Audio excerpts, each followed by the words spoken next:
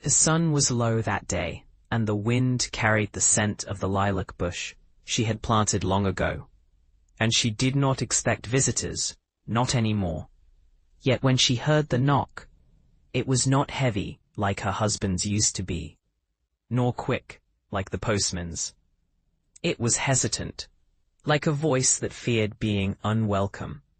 And when she opened the door, she saw him, the boy who was no longer a boy, the one her son used to bring home after school, the one who had outgrown the awkwardness, but still had that same light in his eyes. He said he had come to return a book left behind years ago, a history of ancient stars she had lent him once when he wanted to impress her with knowledge. And she smiled, though she tried not to. He looked at her like time had not passed, like the years had not scattered them across different worlds. And for a moment, she forgot she was supposed to keep her heart still. He asked if he could come in for tea, and she told herself it would be nothing, just tea, just words, just memory. And yet when he stepped into her quiet home, the air changed, like the house itself began to breathe again.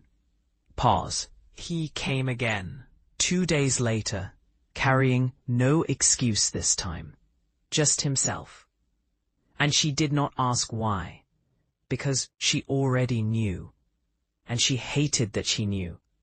She told herself it was harmless, that he was just her son's old friend, that she was lonely, that her garden needed tending, and he had always liked helping with the roses.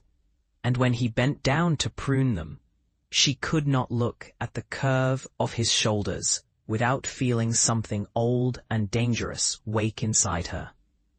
He talked about his studies, his travels, his small victories, and the way the world felt bigger now. And she listened, pretending she was not imagining her younger self walking beside him in those stories he told her. She had not changed. She laughed softly at that, and said the years had been kind. But her reflection later told another story.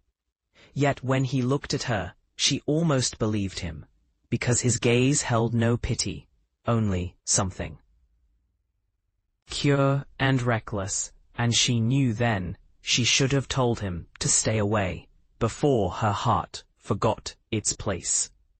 It happened, not in a storm, nor in any grand confession, but in silence, on a quiet evening, when he found her by the window, watching rain trace lines down the glass.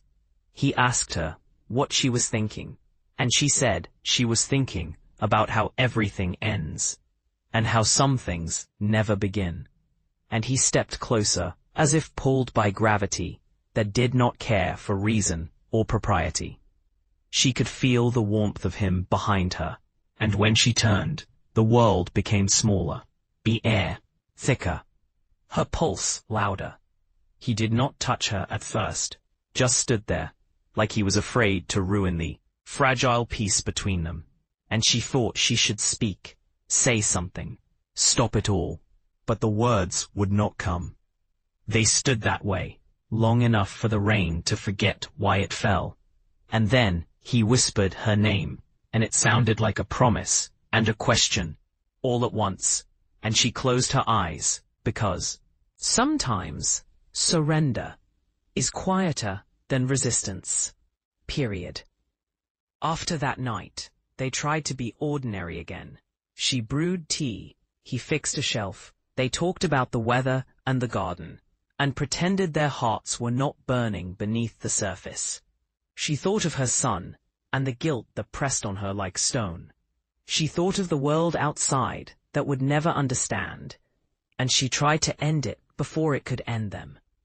But he only smiled, and said some things were not meant to be understood, only felt.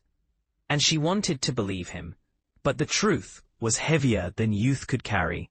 Yet still he came, and still she let him. And their world kept spinning, uncaring of rules, written by those who never knew what it was like to feel both alive and doomed in the same breath. When he finally left for good, he did not say goodbye. He only looked at her with that same light that had once lived in the eyes of a boy, and now burned in the heart of a man. She watched him walk away down the narrow road. Between the lilac bushes, the same path her son once took to school, and she thought of how life circles back, not to remind us, but to test if we have learned.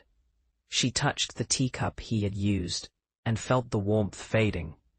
And she knew love was not always meant to stay, that sometimes it was meant to arrive, break the stillness, and teach her that her heart could still rise and fall like the sea. She sat by the window until the stars came out, and whispered his name once, because silence was too heavy without it. And when the night answered with nothing, she closed her eyes and smiled, because for a time he had been real, and her heart, though guilty, though broken, did not care. And perhaps that was its greatest sin, and its greatest grace.